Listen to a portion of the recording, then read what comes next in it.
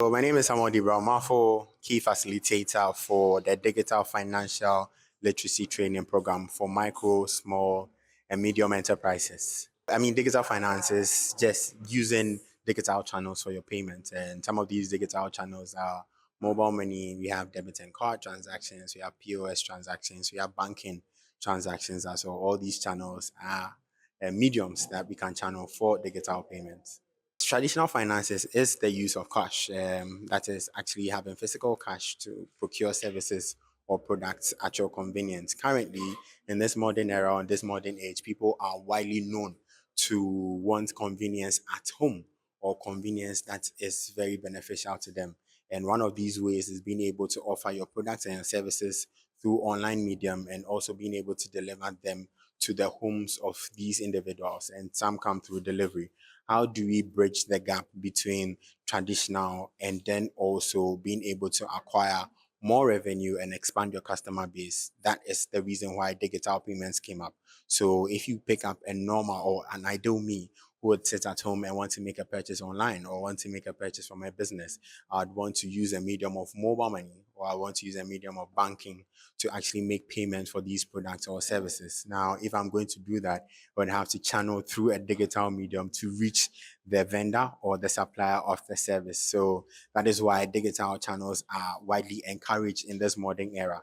Although we are not saying that the traditional channels of having physical cash to make purchases are bad, we think that these digital channels afford you a wider customer base, afford you a wider audience, and you can also tap into today's era of technology that is going on TikTok, going on your Instagram channels, going on Facebook to actually sell yourself, sell to the global audience, and sell to any all and sundry actually.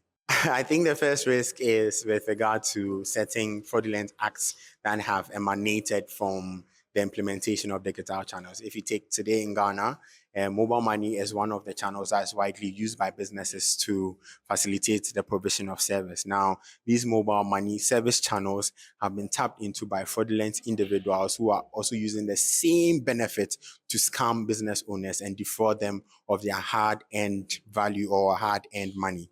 So even though we have some of these risks, we as business owners are also encouraged to safeguard some of these investments, safeguard your money. We thought some of these things at our workshop today. It would have been fun for you to be here to learn some of these things. I think that as time moves on, we'll put out these materials to the public space so that some of us who were not able to join us today can also learn from it. In the regulatory sector, some of the, let me say, the statutories have been made known. So we are encouraged to actually learn. We're encouraged to research. If you have any block or if you have any hindrance, you can take your phone and call the regulators to actually get to know what some of these policies or these, let me say, mediums that have been put in place are. Now, for channels like mobile money, it's really not, we don't have very stringent policies in place.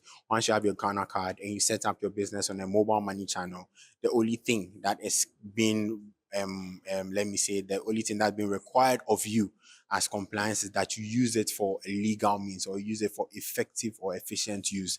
Don't use it for any illegal thing. Yes. Well, you can protect yourself from financial threats or cyber crimes by being vigilant. Today, people are becoming smarter day by day. So, in as much as we are putting the right security in place, the people that are fraudulent are also getting smarter day in and day out. So, we have to actually employ ourselves as policemen to ensure that the monies that we have acquired are not fraudulently taken away from us. How do we do this?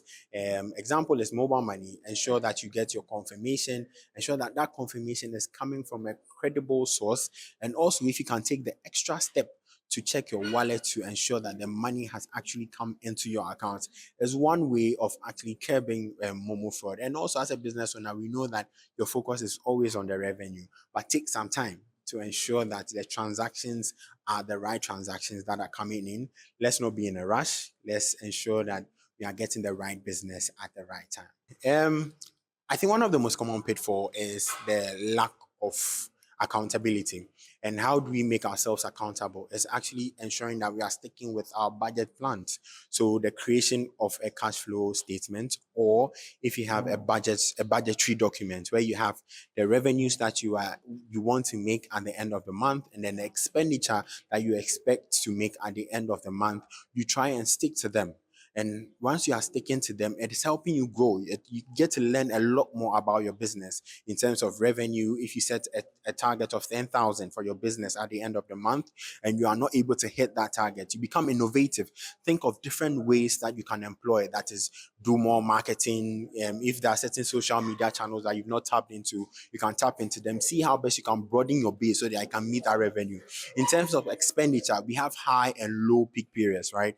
Once you are on a high period where people are buying more, you need to actually make the right budgetary allocation so that you don't run out of products when the demand is on the high.